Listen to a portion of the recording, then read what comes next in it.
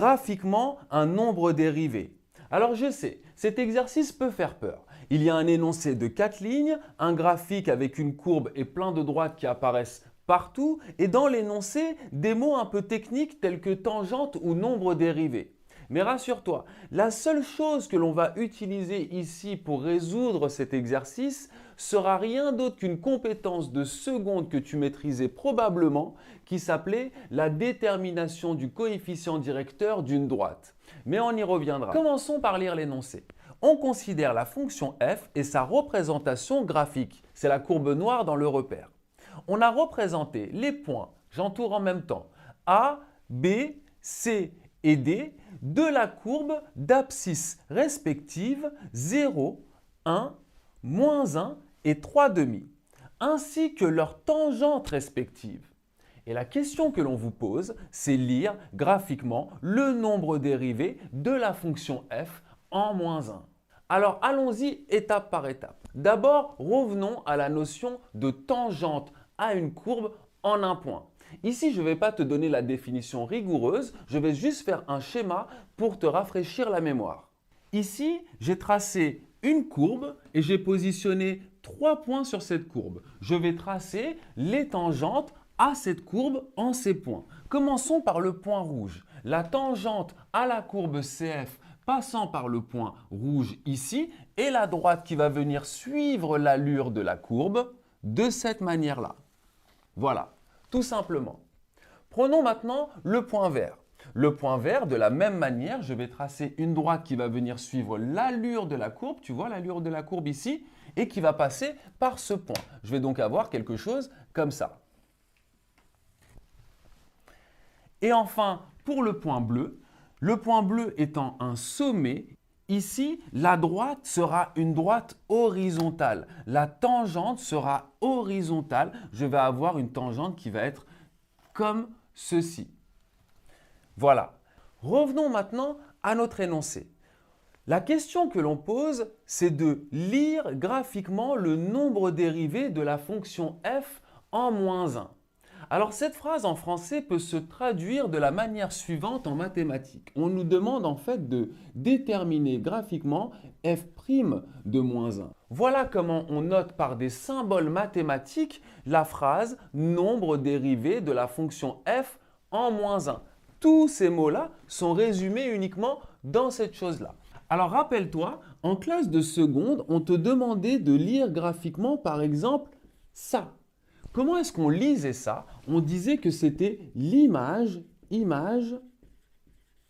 de f au point d'abscisse moins 1, donc en moins 1.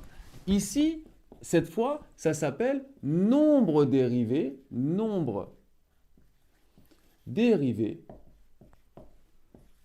de f en moins 1. Alors revenons à l'image de f en moins 1. Comment faisions-nous en seconde pour déterminer l'image d'un nombre par une fonction? Ici, par exemple, f de moins 1. Eh bien, tout simplement, on se positionnait en moins 1 sur l'axe des abscisses, on allait rejoindre la courbe, donc ici vers le bas, on tombait sur le point C et on se dirigeait vers l'axe des ordonnées pour lire l'ordonnée correspondant. Ici, j'obtiens moins 8. J'aurais donc écrit f de moins 1 égale moins 8. Facile. Comment faire maintenant pour déterminer graphiquement le nombre dérivé de f en moins 1 que l'on note f' de moins 1? Eh bien, on va démarrer exactement de la même manière que pour l'image. On va se positionner en moins 1 sur l'axe des abscisses, on va rejoindre la courbe, on va tomber sur le point C, mais cette fois, on ne se dirige pas vers l'axe des ordonnées. On reste là où on est. Et ce que l'on va regarder, c'est s'il y a une tangente à la courbe qui est tracée en ce point. Oui, il y a une tangente, effectivement, qui est tracée au point C. C'est la tangente rose. Et ce que l'on va faire, c'est que l'on va uniquement déterminer le coefficient directeur de cette droite. À partir de là, on va tout oublier sur ce graphique et on va regarder uniquement la droite rose. Voilà. J'ai tout enlevé sauf la tangente, parce que ce n'est qu'elle qui m'intéresse. Et ce que je cherche à faire, c'est de déterminer le coefficient directeur de cette droite. Alors, comment lire graphiquement le coefficient directeur d'une droite par la méthode de l'escalier? On va suivre la méthode. D'abord, il faut placer 2 points sur cette droite. Ces 2 points, tu peux les placer vraiment n'importe où. Mais en réalité, pour se faciliter la tâche, on va positionner ces 2 points sur des nœuds, c'est-à-dire sur le quadrillage. Donc, il faut que ces 2 points soient simultanément sur le quadrillage et sur la droite. J'ai donc ce point-là possible, celui-ci, celui-ci ou encore celui-ci. J'en ai 4 des possibles. Donc, par exemple, moi, je vais choisir ce point-là et celui-ci. Encore une fois, j'aurais pu choisir n'importe quel autre point. Ensuite, je vais commencer à me déplacer d'un point à l'autre en suivant la méthode de l'escalier. C'est-à-dire que d'abord, je vais effectuer un déplacement horizontal de 3 carreaux vers la droite. Je vais compter ça comme étant égal à plus 3. Puis, je vais descendre de 1 carreau et je vais compter ça négativement, donc moins 1. Petit rappel, tout déplacement vers le haut ou vers la droite est compté positivement. Tout déplacement vers le bas ou vers la gauche est compté négativement. Et qu'est-ce que je vais faire avec ces deux nombres? Je vais tout simplement appliquer cette formule-là qui me dit que le coefficient directeur de cette droite vaut le rapport entre le déplacement vertical divisé par le déplacement horizontal. J'obtiens donc le déplacement vertical, je le lis, il vaut moins 1. Le déplacement horizontal vaut plus 3, donc 3. Voici le coefficient directeur de cette droite.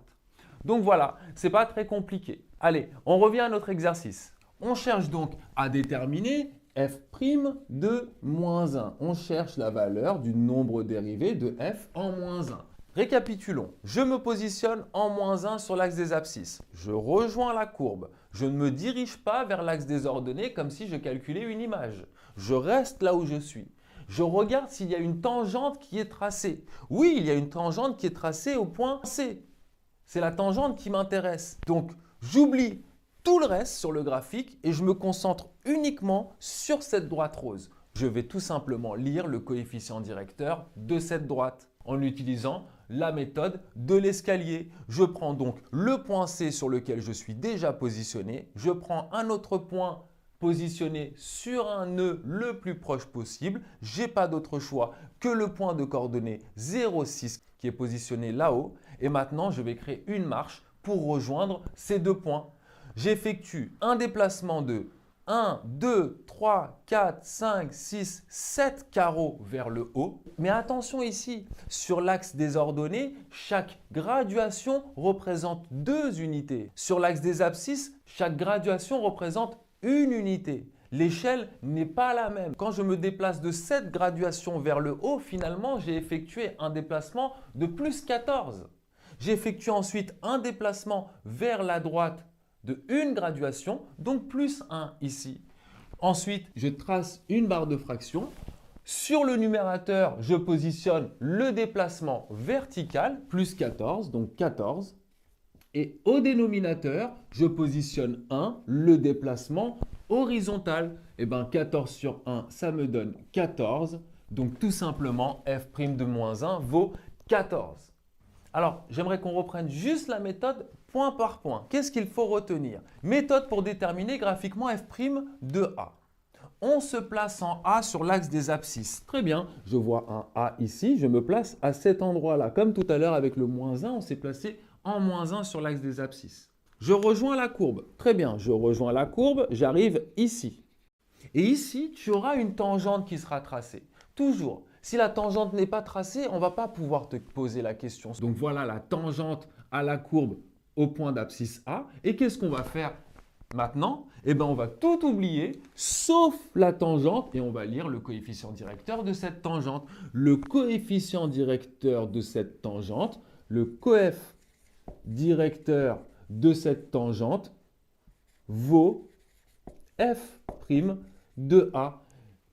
C'est ce que j'ai écrit ici, définition du nombre dérivé. Le nombre dérivé de f en A, que l'on note f' de A, vaut quoi en fait? Qu'est-ce que ça vaut? Ça vaut rien d'autre que le coefficient directeur de la tangente à la courbe CF au point d'abscisse A. Et j'avais juste une petite dernière remarque. C'est le cas suivant où en fait, le point d'abscisse A, c'est l'abscisse d'un sommet. Pourquoi est-ce qu'on n'a pas besoin ici de te tracer la tangente? Parce que tu dois l'imaginer, la tangente, et la tangente sur un sommet sera toujours horizontale. Donc le coefficient directeur vaut 0 dans ce cas de figure, toujours. Donc le nombre dérivé f' de a ici va valoir 0.